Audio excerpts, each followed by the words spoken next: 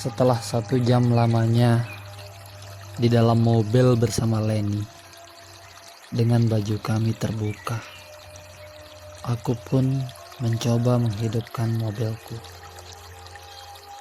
Dan mobilku pun hidup dengan cepat.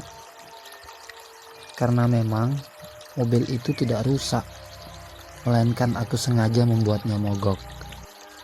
Setelah semuanya terjadi di dalam mobil, barulah kami berdua menyadari akan apa yang sudah kami lakukan.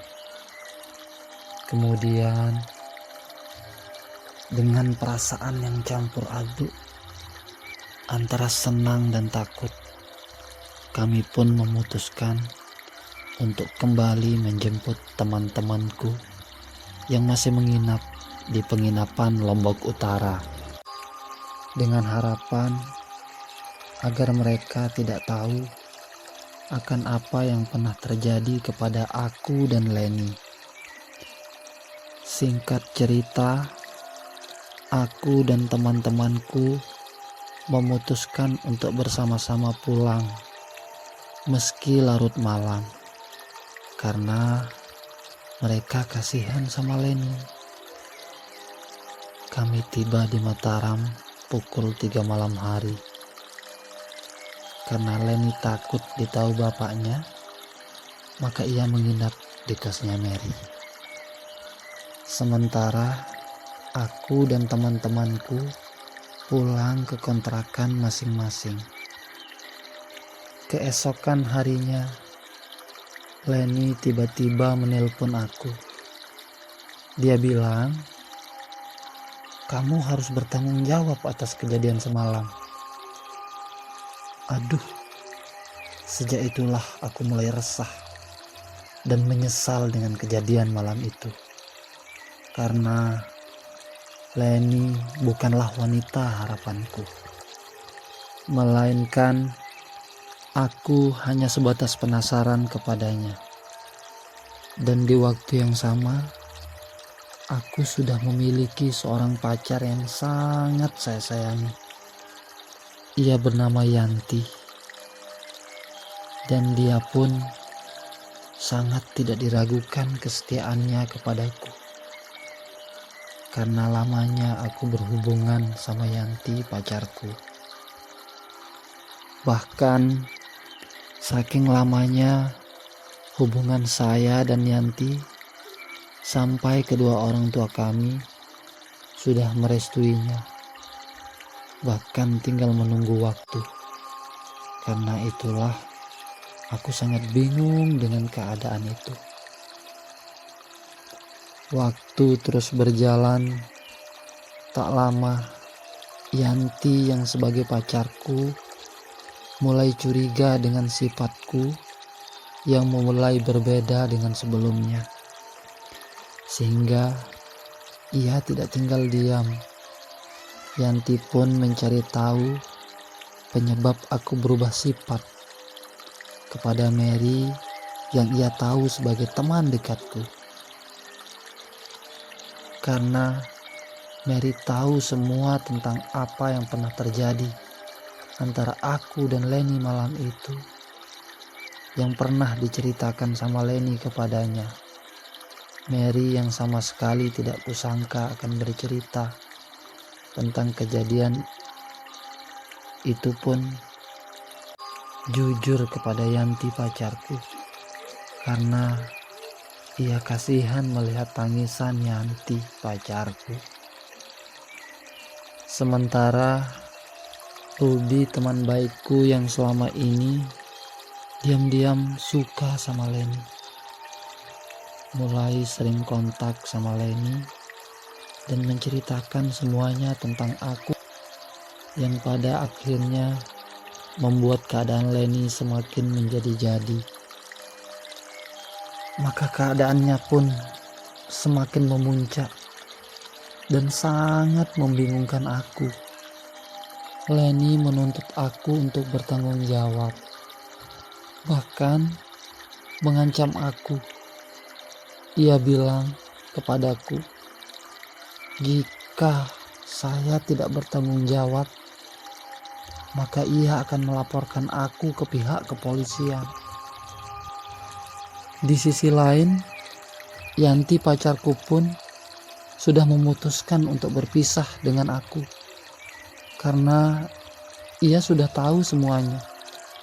Yanti pacarku sangat benci, bahkan jijik melihat aku lagi. Maka tinggal aku seorang diri, terselimuti perasaan gundah gulana, kacau, memutuskan untuk berkumpul bareng dengan geng motorku.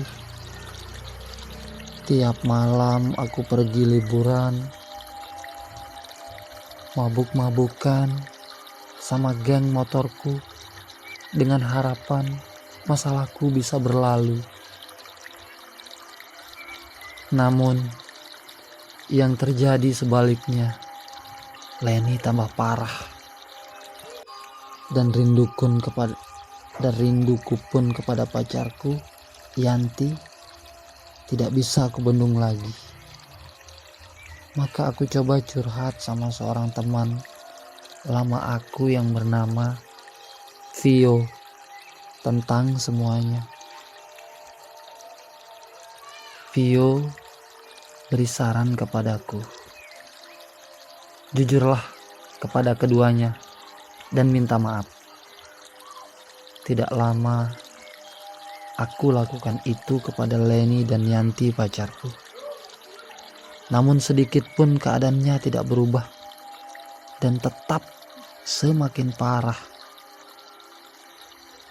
2 minggu perjalanan semenjak masalah itu, aku terus mencari solusi, namun tidak satu pun bisa. Akhirnya saya memberanikan diri berkunjung ke rumah seorang guru saya yang kebetulan sebagai tokoh agama dan sangat disegani banyak orang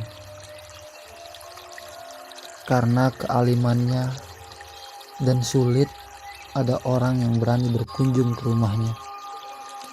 Apalagi hal yang akan dibahas hal-hal yang sangat tidak enak didengar. Walau demikian, tidak merubah semangatku untuk bercerita tentang masalahku. Ia bernama Ustadz Arif. Di sela curhatku berlangsung singkat, ia berikan pesan singkat kepadaku. Kembalilah ke kosmu, dan nanti malam kamu coba bangun malam dan sholat tahajud dan meminta kepada Sang Penguasa Allah Subhanahu wa Ta'ala. Maka dengan semangat, besok malamnya pun aku lakukan itu. Tepat jam 3 malam Kamis, aku bangun untuk sholat tahajud dan meminta solusi akan masalahku dan meminta ampunannya. Semua terangkul dalam doaku. 3 malam berturut aku lakukan itu. Maka 2 hari setelah itu ku lakukan. Leni tiba-tiba menelpon aku. Ia bilang mohon kehadirannya di acara nikahan aku. Ujarnya kepadaku. Seketika itu aku sujud syukur karena satu masalahku terselesaikan. Dan terasa seperti dalam mimpi, Yanti pacarku yang tadinya sangat benci bahkan jijik kepadaku pun mendatangi kos aku untuk meminta maaf kepadaku atas tuduhannya selama ini kepadaku. Sungguh